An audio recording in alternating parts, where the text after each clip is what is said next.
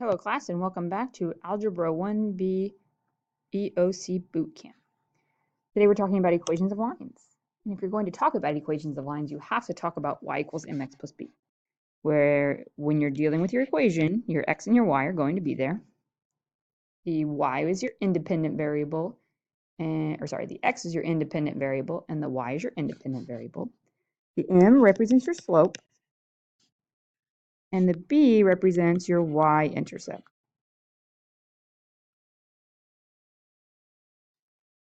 Which is the basic application of y equals mx plus b. But let's say that we're talking about a word problem where you have to come up with your own equation. Then the slope can be considered something like the rate of change.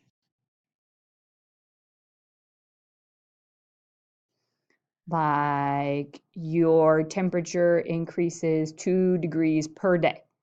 A lot of times you're looking for that word per that implies that you're changing at a consistent rate. The y-intercept could be a lot of different things. It's often considered like the starting point or an initial value.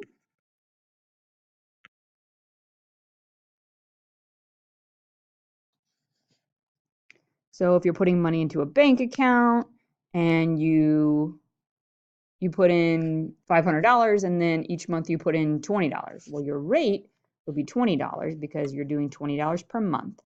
And then the 500 would be the amount that you start with. The basics of y equals mx plus b is how you graph a line. So this is always your starting point, your b, and then your slope is your m. So you start on -3. And then you're going up 5, so that's the top of your fraction. It's always your rise. And then you go over, or to the right, 2. It's always rise over run. So you rise 5, 1, 2, 3, 4, 5, and then you run 2, 1, 2. And you can keep counting, 1, 2, 3, 4, 5, and then over 1, 2. And connect your dots. You always want to make sure that you're filling your whole coordinate plane with dots. So you went up 5 over 2. You could also have to fill in this backward side of the graph as well. When you're dealing with y equals mx plus b and you're graphing a line, you want y to be by itself. So in this case, y is not by itself. Over here it is, but here is not. So you want to isolate the y first. So the first thing you will do would be to subtract 2x from both sides. The 2x's cancel from the left side. And then you have an x over here on the right. Then you'll divide by 3 because the 3 and the y are being multiplied. So now you're left with y equals 2 doesn't divide evenly by 3, so we just say -2 divided by 3, x plus 12 divided by 3 is 4. Now it looks like y equals mx plus b, and you can graph. So you're going to start on 4, because that's your b, or your y-intercept. And then since it's a negative slope, you're going down the rise, or down 2, and then over 1, 2, 3.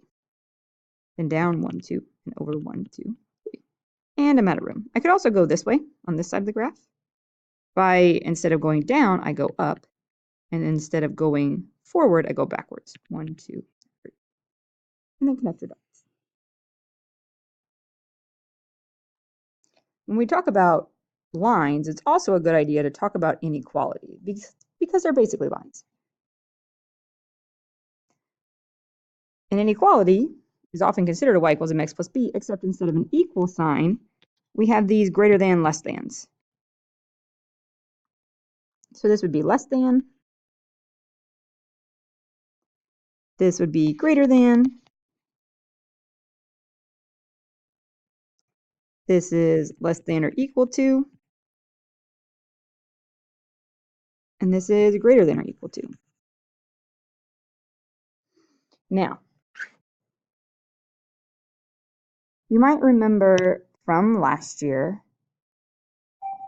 that this inequality system involves shading. So if you have a less than, you're always going to shade below the line.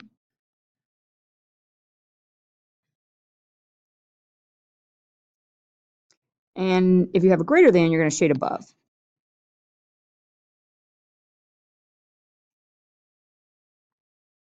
And then, since these two aren't equal to, these lines are going to be considered dotted lines.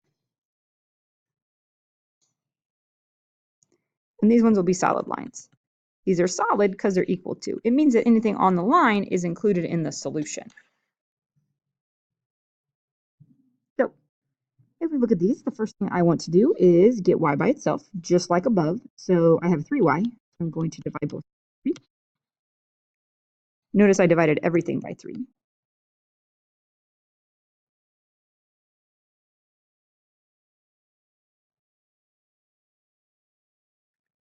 And now I graph it first like a normal line. So I'm going to start on -4, down 4 where my b is, and then I'm going up 1, 2, and over 1.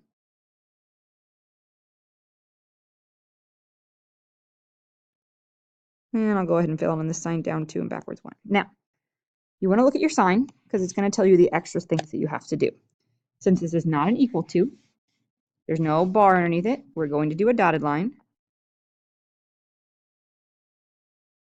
And since this is y is greater than, or my alligator is eating my y, I'm going to shade above this line. The steeper the line gets, sometimes it gets hard to tell what side you should shade. But a lot of times if you just think about being on top of the line or below the line, then you're usually okay. For the next one, you have to do the same process. You got to get y by itself. Then you divide both sides by 3 this time. So y is less than or equal to -2 over 3x plus 4. So I'm going to start on the plus 4. Then I've got my -2 over 3, so that means I go down 2 and over 1, 2, 3, down 1, 2, over 1, 2, 3, and this way up 2 and then backwards 1, 2. So now I have to decide if I am dotted or solid. If I have a equal to sign underneath, I'm going to connect these in a solid way. And then since this is less than, or my y's are supposed to be smaller, well, all the y's that are smaller are down here. So this is where I shade. Below the line.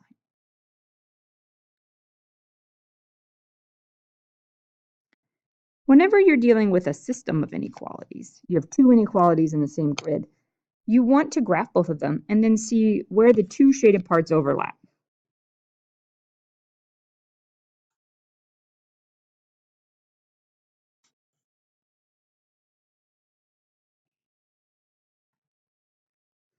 So these already have y by itself. So this one I'm starting at +1, and then it's -3. So I'm going down 1, 2, 3, over 1, 1, 2, 3, over 1. And we'll go this way as well, up 1, 2, 3, backwards 1. And it is a dotted line because there's no bar. And where do I shade? Since it's y is less than, I want my y's that are smaller than or underneath the line. Now let's do y is greater than or equal to x minus 4. So I started on -4. Since there's no number here, I just say there's a 1. So I'm going up 1 over 1, which is really just the corners of the boxes. And now I decide, am I solid or dotted? Since I got a line underneath, I am solid. And I want to be, this time, since y is greater than, above the line. So a lot of times I like to put my shading in opposite directions, so it's easier to tell where the graph overlaps. So my overlapping part, and therefore my answer, is where the blue and the gray cross each other. A lot of times I'll color that in with like a highlighter or something like that. So this would be my solution to the system of equations. You see those pop up every once in a while.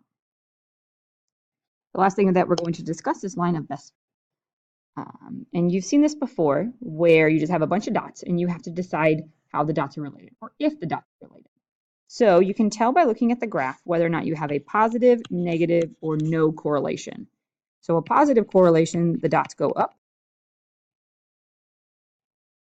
Negative correlation, the dots go down. If there's no correlation, that means that the dots are kind of scattered all over the place. And no real like pattern. I mean, the dots could also end up looking like parabolas or exponential functions or something like that. But for most of our purposes, our dots are going to be either kind of going up or going down or have no correlation at all. This is something you might not have seen before. It's called correlation coefficient. And that really just tells you how strong your relationship is. So keep in mind that your correlation coefficient, sometimes called your R value, I'm not quite sure why it's called R value, is determined by how strong your graph is to linear, how close it is to linear. So I would say that this graph has a fairly strong correlation coefficient because the dots are pretty close to that line.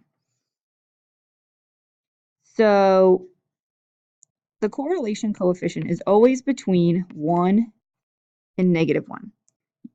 If you have a strong coefficient, that coefficient will be close to 1.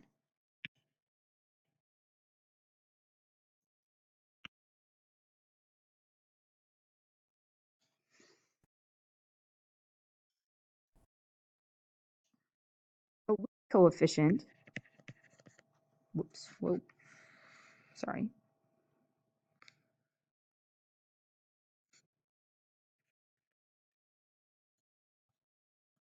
Is close to 0. And so a correlation that's kind of good or kind of close might be towards the middle, like half. If it's negative, that means the line is going down.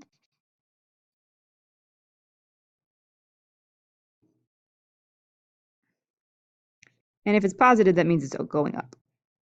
So this correlation coefficient, I don't know what it is. I would have to use a calculator to figure it out.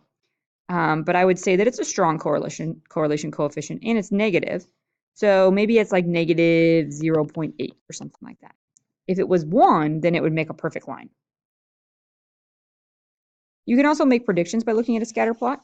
Like, for example, you could maybe try to predict what happens at 74. Or you could predict, what happens maybe right around here by plugging in x to your equation. Or just make general conclusions. Like I could ask, will the average emails a day for a 36-year-old ever be 40? And you would say no, because that dot would be way too far away from the line. All right, go ahead, take some notes, show me your notes, and I'll open up your assignment.